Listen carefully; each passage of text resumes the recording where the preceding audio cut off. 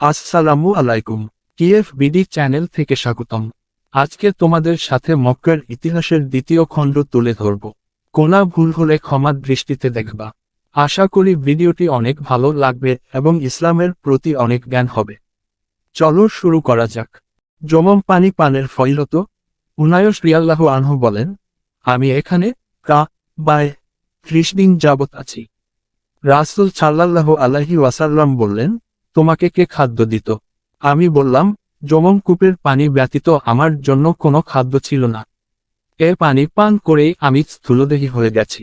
এমনকি আমার পেটের চামড়ায় ভাঁজ পড়েছে এবং আমি কখনো ক্ষুধার কোনো দুর্বলতা বুঝতে পারিনি। তিনি বললেন, এর পানি অতিশয় বরকতময় ও প্রাচুর্যময় এবং তা অন্যান্য খাবারের মতো পেট পূর্ণ করে দেয়। 5 আয়েশা রাদিয়াল্লাহু আনহা বর্ণনা করেন, রাসূলুল্লাহ সাল্লাল্লাহু আলাইহি ওয়াসাল্লাম নিজের সঙ্গে পাত্রে ও মশকে করে যমমের পানি বহন করতেন। 6 একদা জুরহুম গোত্রের লোকেরা বার পাশ দিয়ে অতিক্রম করার সময় যমমের পানি দেখে হাজেরা ও ইসমাইল আলাইহিস সালামের নিকট বলল, আমাদেরকে কি আপনাদের নিকট অবস্থান করার অনুমতি দিবেন? তিনি হাজেরা বললেন, হ্যাঁ, তবে পানির উপর তোমাদের কোনো অধিকার থাকবে না। তারা বলল, ঠিক আছে।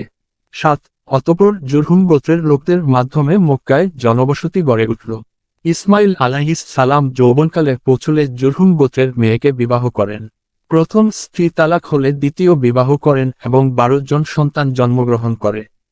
বহুদিন পর ইব্রাহিম আলাইহিস সালাম মক্কায় আসেন এবং সন্তান ইসমাইল আলাইহিস সালামকে নিয়ে বা নির্মাণ করেন।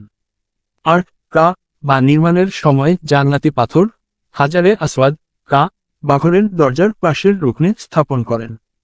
ঐতিহাসিকদের মতে এ যাবৎ বা 11 বার পুনর্নির্মাণ করা হয়েছে। 9 জুরহুম গোত্র মক্কার আমানতদারিতা রক্ষা করতে ব্যর্থ হয়। ফলে মক্কা নগরীতে জানা ব্যভিচার, চুরি ডাকাতিসহ বিভিন্ন রকমের ফিতনা ফাসাদ সৃষ্টি হয়। এদিকে ইয়ামান থেকে রাবা ইবনু আমরের নেতৃত্বে খুজা গোত্র মক্কায় হিজরত করে আসে এবং বার পাশে বসবাসের অনুমতি চাইলে জুরহুম গোত্র প্রত্যাখ্যান করে। এতে উভয়ের মধ্যে যুদ্ধ শুরু হয়। যুদ্ধে জুরহুম গোত্র পরাজিত হয়ে মক্কা থেকে বিতাড়িত হয়।